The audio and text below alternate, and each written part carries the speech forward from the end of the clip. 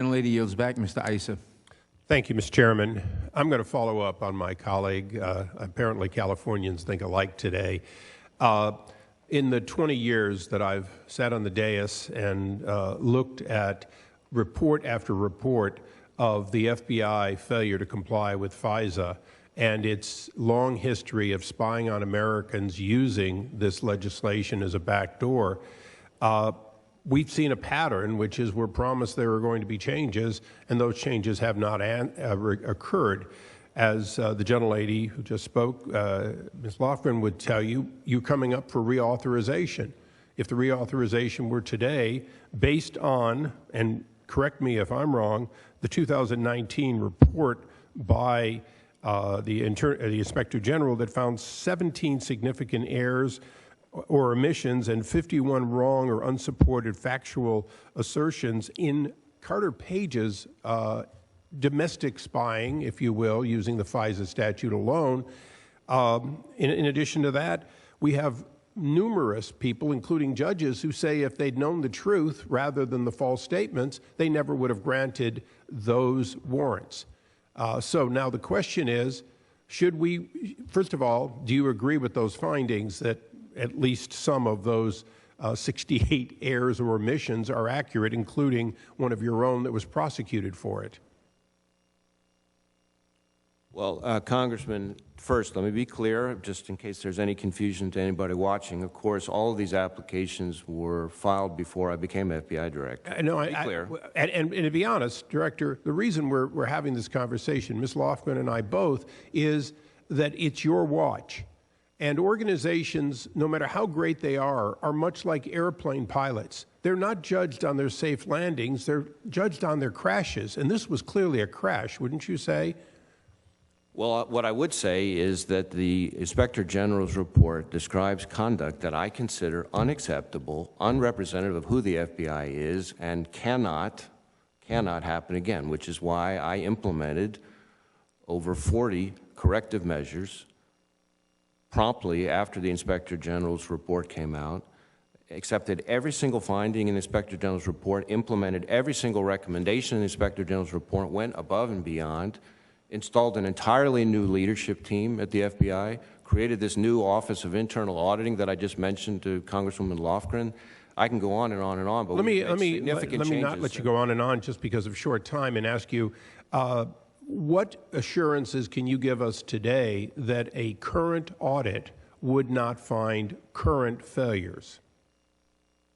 Well, as somebody who's worked deeply with auditing firms for all sorts of organizations, the point of an audit is to find problems. And so I can't sit here and tell you that no audit would find a problem. That's why we have an auditing program, is to find the problems and fix them. And that's what we're going to do. Okay.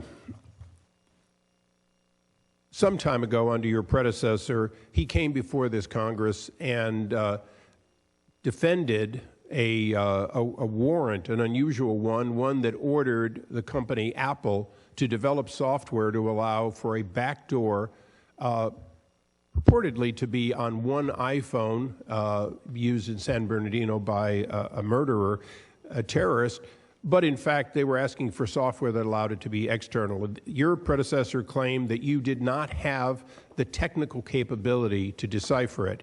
Shortly after that, a college professor showed that for about $300 you could have done it, and yet you paid $1 million to an Israeli firm who did it.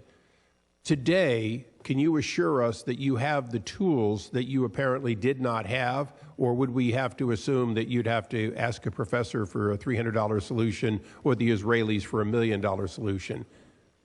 Well, as you could imagine, the technology continues to improve both for the bad guys and for the good guys. And so it's not a static situation. But even knowing that there have been two recent failures in cyber attacks, what assurances can you give this committee that you have the resources and a plan to be on the leading edge of cyber rather than the trailing edge of cyber, which appears to be where we are in a number of areas? We constantly need more resources to get further and further ahead of the bad guys in this particular space. The technology in terms of encryption, which is sort of the point you're getting at with the Apple example, has continued to advance in a way that's actually making it harder and harder for law enforcement, not just the FBI, but all across this country, to get into encrypted devices and certainly encrypted messaging platforms. We saw that, for example, down in Congressman Gates's district in Pensacola with the Naval Air Station attack there. And we tried to get into Apple's iPhone, the device that the terrorists there used. And by the way, he took the time in the middle of the attack to shoot the phone. Think about the presence of mind that he has to have in the middle of that to do that, to try to prevent us from getting into his phone. Our folks were able, in that instance, to reconstruct the phone.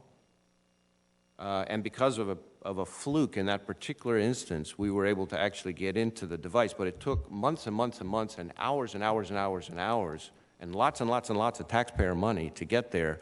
And only then, after not having gotten the cooperation that we really could have used from Apple at the front end, we found out that that particular terrorist had been in communication with al-Qaeda in the Arabian Peninsula right on up till the night before the attack, not known at the time that the attack was disrupted. So it's an illustration of what a challenge this is for law enforcement, and it affects terrorist investigations. It affects an issue that I know is near and dear to every member of this committee, child sexual exploitation investigations. And it's something that I hear about. I've been to talk to law enforcement in all 50 states, and I hear about it from chiefs and sheriffs in every state about this issue. So it is top of mind.